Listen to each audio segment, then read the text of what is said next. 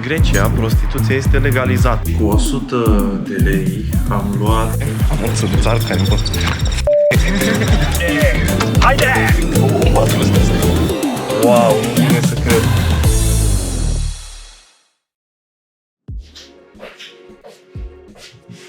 Neața. Ziua 3. E 8. Făcut cafea. Azi o să fie o zi plină de muncă și de editat. Deci așa arată setup-ul nostru de muncă. Laptop-urile de muncă. Pui. Neața. Topul de editat. Scuzați dezordinea, dar trebuie să mutăm masa pentru că aparent acolo, în zona aia, nu există absolut nicio priză. Și a trebuit cumva să o tragem ca să avem acces la cele două prize de lângă canapea. Am aruncat busuța de cafea acolo.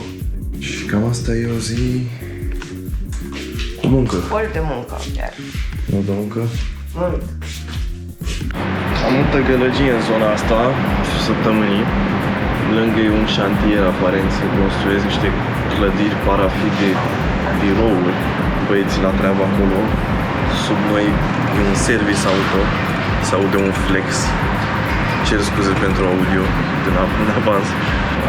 Azi, în principiu, o să facem un scurt timelapse / detalii despre cum muncim noi în deplasare. Vedem unde ne duce ziua. Momentan o să-mi dau cafeaua și revenim puțin mai târziu.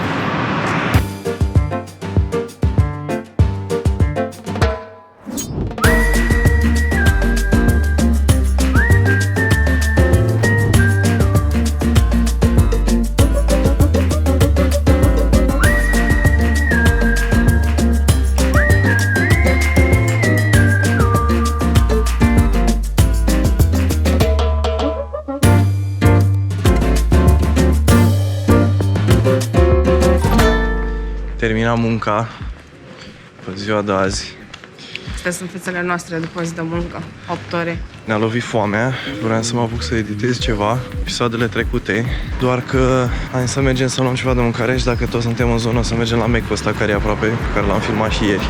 Așa că mergem într-acolo, luăm repede ceva să gustărim și ne întoarcem la treabă, pentru că avem 2 episoade de editat. Suntem pe strada pe care am filmat-o ieri, unde sunt toate bordelurile. Am să duc țarcani, bă. Vreau să trebuiască să bipuiesc. Așa. Dar da, mergem la Mac, luăm mâncare și revenim. Citeam aseară, aparent în Grecia prostituția este legalizată dacă se întâmplă la bordeluri, adică nu așa oricum pe stradă. Și un lucru foarte interesant. Acum sper să nu vorbesc prostie, din ce mi-aduc aminte, era destul de târziu aseară când am citit.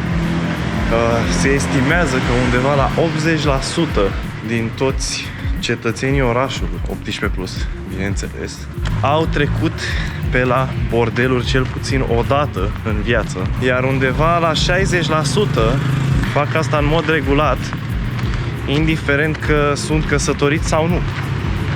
La ei este o modă? Normalitate, nu neapărat o modă. Încă o chestie foarte interesantă, aparent nu ai voie să intri ca bărbat acolo dacă nu ai analizele medicale la zi. Nice. E o metodă de prevenție. O metodă foarte interesantă de prevenție a răspândirii bolilor. Exact. Gata, am luat comenzile. Comenzile. Două. Am zis avem. Just in case. Nu se știe. Și am revenit. Deci am dat cam, cred că 100 de lei până într-o 100. În jur de 100. În jur de 100, da. Cu 100 de lei am luat 1, 2, 3, 4 cheeseburgeri. Astea două sunt surpriză, sunt chestiile mai premium, care la noi nu există. Da? Sosuri de maioneză. Un sos de smântână. Sos de smântână, 2 porții mari de cartofi, o porție de deluxe fries, care arată cam așa. Gen sunt cu coajă. Da, sunt niște wedges cu coajă și cu ceva condimente. Sunt cam reci. Nice. Interesant. Cartofii clasici la Mac.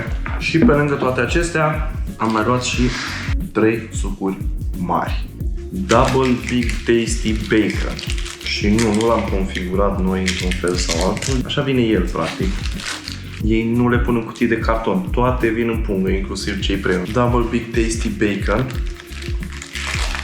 Ok, mai vine și cu o punguță, aparent, ca să poți să-l ții. Interesant, pentru că la noi, deși vine în cutie de carton, în momentul în care îl scoți din cutia de carton, pică peste tot. Avem două chiftele de Big Tasty, brânzate de sub, exact ca și la noi. Deasupra avem bacon, sosul de Big Tasty, mai puțină salată decât la nostru. Hai să facem un taste test, să vedem cum e.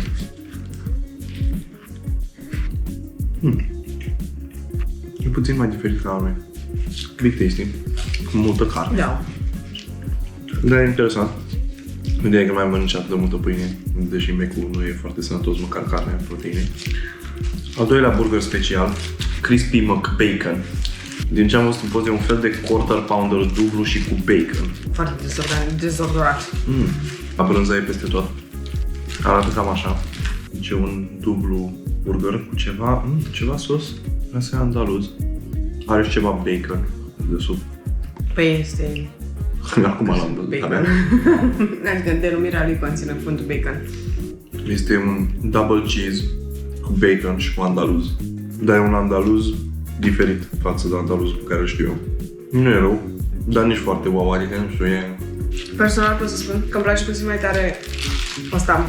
Nu are sosul la ceva fumat. Exact. Dar e nice. Da, not bad. Interesant, experiențe noi. Da, deci astea sunt cele două sandwich-uri speciale plus cartofii care la noi nu există.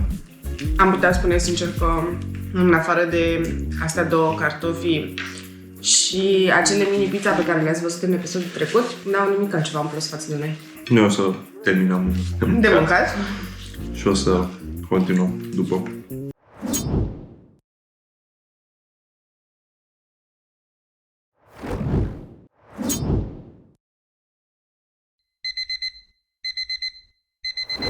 Neața, e ora 4 și noi trebuie să ajungem la aeroport.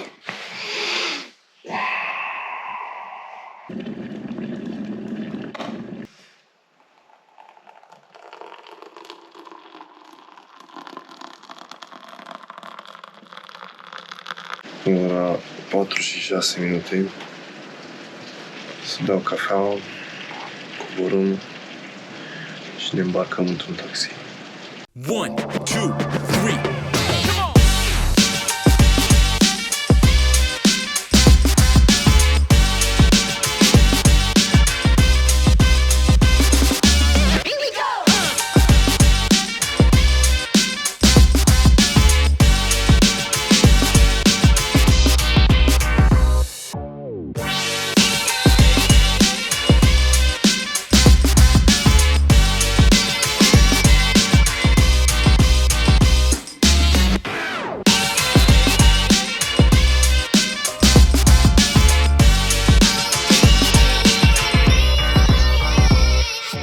Am ajuns în aeroport. Nu vrea să fie filmată la ora asta. Mama, am făcut 35, am vreo 40 de minute de la cazare până aici, 35 de euro cursa și mergem spre security. Sperăm că nu o să așteptăm mult sau că să avem întârzieri. Vedem pălăria, obligatoriu. Și am ajuns în Creta. Este 8 și 22. Și ne îndreptăm spre centru de închirieri, care cică e la 300 de metri. Da, uite acolo în față. Dar la cum văd shell-ul ăla nu pare a fi la 300 de metri în niciun caz. Teoria ar trebui să avem un Chevrolet Spark. Și e tot mai bine că eu am condus Matiz. Hai să vă arătăm un pic cum arată zona. Are așa un pic de vibe tropical, dacă mă întrebați pe mine.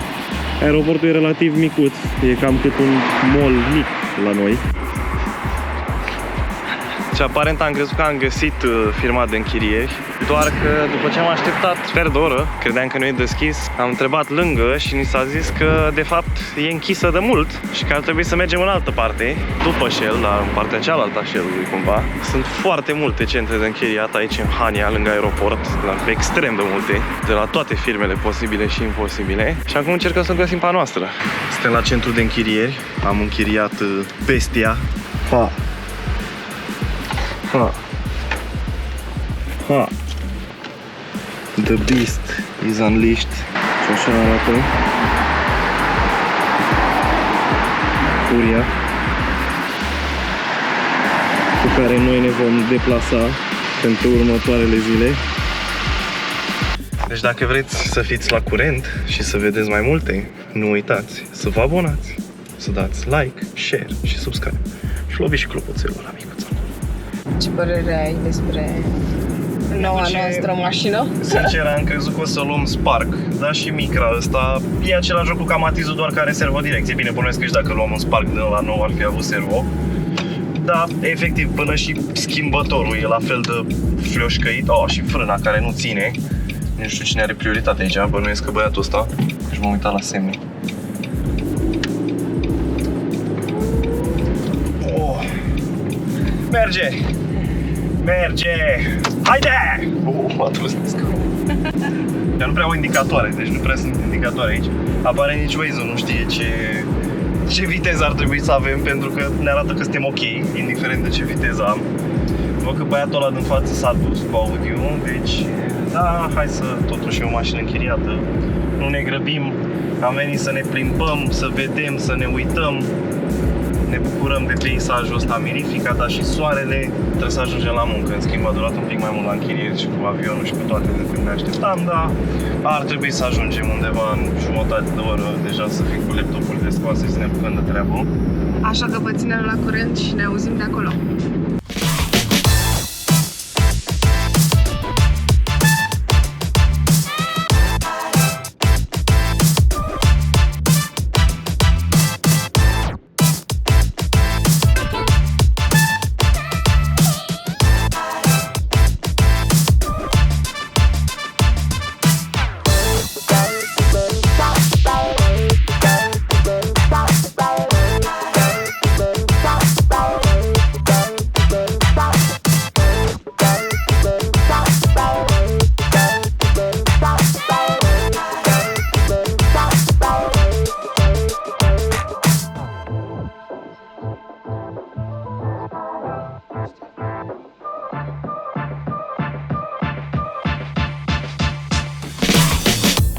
Deci după ce ne-am învârtit jumătate de oră prin centru vechi, pentru că am vrut noi cazare în centru vechi, aparent doar rezidenții au voie să parcheze pe străzile astea. Am găsit o parcare cu plată care e fix în port și acum mergem să plătim. Vă arătăm un pic zona, după ce reușim să plătim parcarea.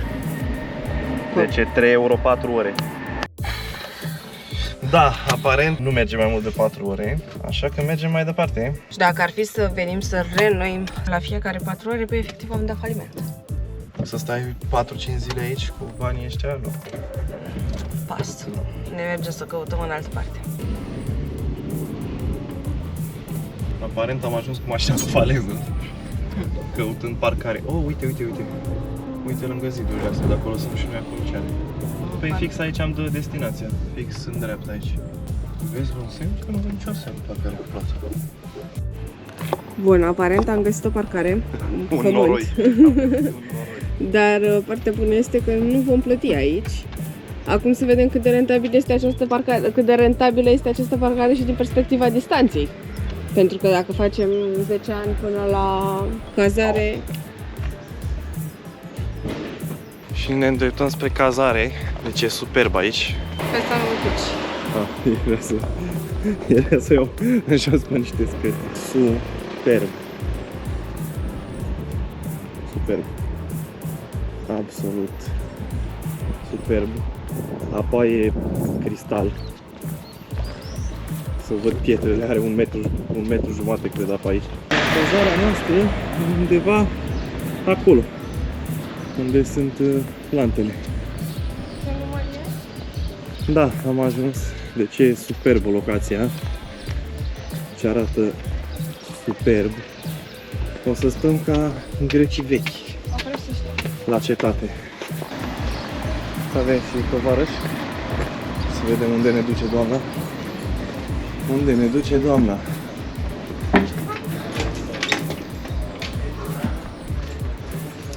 Fix! Wow, nu vine să cred. Hai să vadă și oamenii ăștia. Da, da. Ok. Aici Deci ne-am instalat cât de cât așa. Eu s-a apucat de muncă. Ar trebui să mă apuc și eu cât de curând. Din nou, nu vine să cred, view e genial, locația e genială. Stăm efectiv într-o casă foarte veche, din piatră, exact, probabil e construită fix cum a fost construit pe cetatea aia, probabil în aceeași perioadă. Deci este superb, absolut superb. Avem cafenele și cam tot ce ne trebuie imediat jos aici la partea, efectiv, sub noi, e restaurant cu cafenea. Iar în continuare încolo avem centru vechi, iar în partea aceea, fix după Casa Albastră, este portul de unde am parcat. Absolut superb.